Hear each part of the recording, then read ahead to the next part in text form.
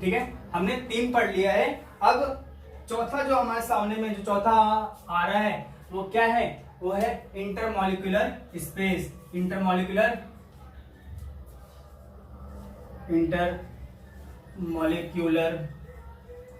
Space, ठीक है, आणविक खाली स्थान।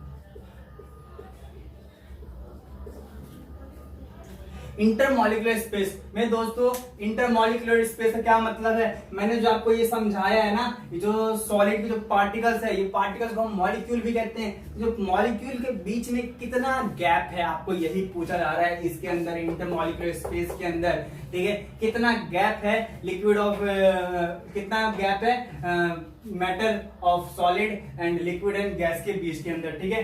तो जो मेरे सामने जो सॉलिड है, जो आप देख पा रहे हो, सॉलिड के अंदर कितना स्पेस होगा, स्पेस तो खैर हर किसी के अंदर है, बट कितना है देखो, बहुत ही कम है, ठीक है, बहुत ही कम है। तो क्या होगा यहाँ पे, वेरी वेरी लेस, ठीक है, वेरी लेस इंटरमॉलिक्यूलर स्पेस, ठीक है।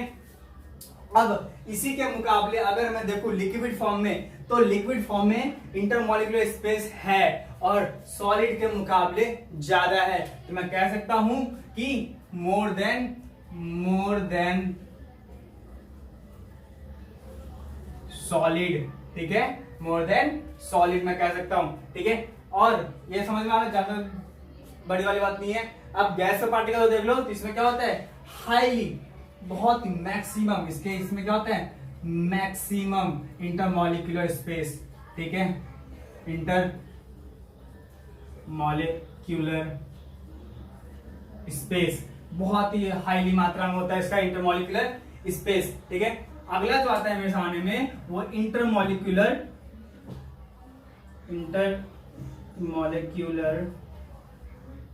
फोर्स, आणविक बल, ठीक है। वीडियो के एंड तक जरूर बने रहना है, आखिरी में कुछ बताऊंगा जो कि इंपॉर्टेंट है आपके लिए और इंपॉर्टेंट हो भी सकता है। आणविक बल, अब जैसे कि मैंने आपको बताया था कि particles of matter attract each other, ठीक है, ये एक दूसरे को खींचते हैं, तो इंटरमॉलिक्यूलर फोर्स के अंदर ही यही है। ये जो पार्टिकल ऑफ मैटर जो एक दूसरे से बंधे हुए होते हैं, क्यों होते हैं बंधे हुए, क्योंकि उनके अंदर दे हैव इंटरमॉलिक्यूलर फोर्स, ठीक है। अब किसके अंदर कितना ज्यादा है, हम यहाँ पे वही समझने के लिए आए हुए हैं, ठीक है। अब देखो फोर्स, ठोस के अंदर क्योंकि the particles of the solid are very close, ठीक है, बहुत ही क्लोज होने के कारण the solid have maximum intermolecular force,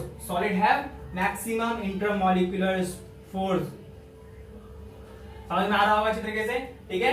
अब जो लिक्विड है, लिक्विड के अंदर पार्टिकल्स थोड़ा दूर दूर होने के कारण, मॉलिक्यूल्स थोड़ा दूर दूर होने के कारण, they have less intermolecular force than what, solid, ठीक है। तो हम कह सकते हैं less than solid. I hope आपको अच्छी तरीके से समझ में आ भी रहा होगा ये, ठीक है। जितने तरीके मैं समझा रहा हूँ उतनी तरीके से समझ में भी आ जाए, इसके लिए क्या करना है, एक काम करना है, बस साथ साथ में आपको नोट्स बनाते रहना है मेरे साथ में, ठीक है। अब गैस की बात कर लो, ये तो आप बिना मतलब मुझे बता सकते हो इजीली, बताओ जरा कमेंट बॉक्स में जरूर बताना, यहाँ तो बता ही सकते हो, कमेंट बॉक्स में जरूर बताना।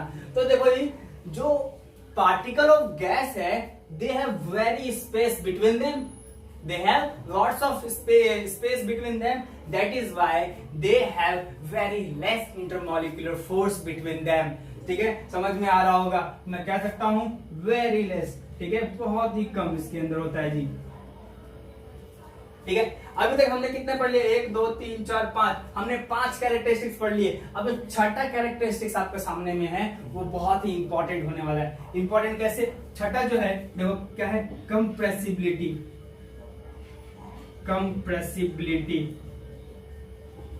संपीड्यता।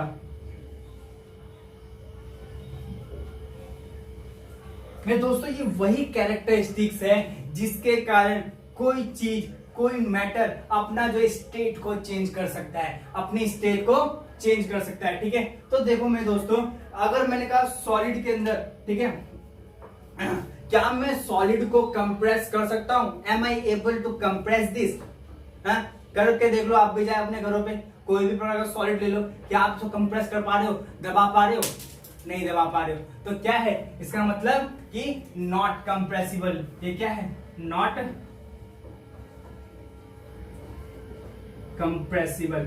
ठीक है, संपीड़ितता के लायक नहीं है। बट लिक्विड, लिक्विड क्या है? हाँ जी, लिक्विड है, थोड़ा सा कंप्रेसिबल करने के लायक है ये। ठीक है, तो हम कह सकते हैं कंप्रेसिबल। ठीक है, कंप्रेसिबल हम इसको कह सकते हैं संपीड़ितता के लायक है। अब अगला देखो गैस है। गैस, ये जो कैरेक्टरिस्टिक्स है मेनली गैस के ऊपर ज्यादा लागू होता है। क्यों? क्योंकि गैस को ही कंप्रेस करके लिक्विड के फॉर्म में चेंज किया जाता है, हाईली कंप्रेसिबल होता है ये। ठीक है, हमारे घरों में जो भी एलपीजी गैस आता है वो इसी मेथड के द्वारा गैस को लिक्विड फॉर्म में चेंज किया जाता है, हाईली कंप्रेसिबल।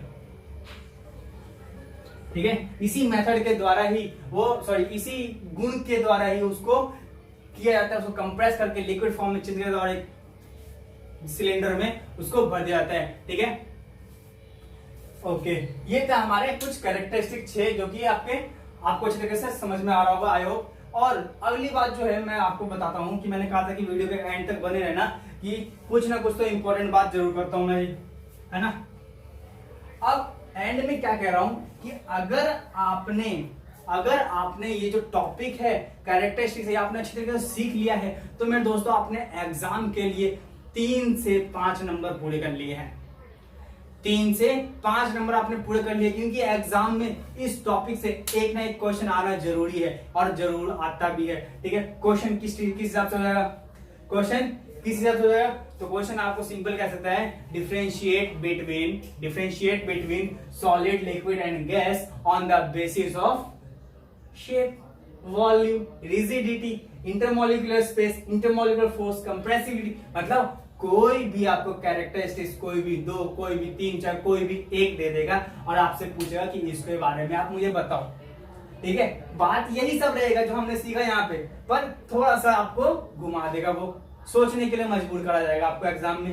ठीक है ना, तो यही बोलेगा कि differentiate between the solid, liquid and gas on the basis of compressibility. क्या पता 1वां क्वेश्चन में ये दे दिया जाए। ठीक है, differentiate between solid, liquid and gas on the basis of shape. Solid ना बोल के लिक्विड और गैस के बारे में बोल दिया जाए। ठीक है ना, तो आई होप मेरे दोस्तों आपको अच्छी तरीके से समझ में आ गया होगा। ठीक है, इस टॉपिक को।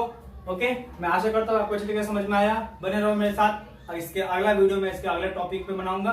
ठीक है, जब तक के लिए बाय बाय। अगर आपने वीडियो को लाइक नहीं किया तो लाइक जरूर करना और वीडियो को शेयर भी जरूर कर देना। ठीक है, सब्सक्राइब और बेल आइकन को ध्यान रखना, उसको भी प्रेस करना जरूर है।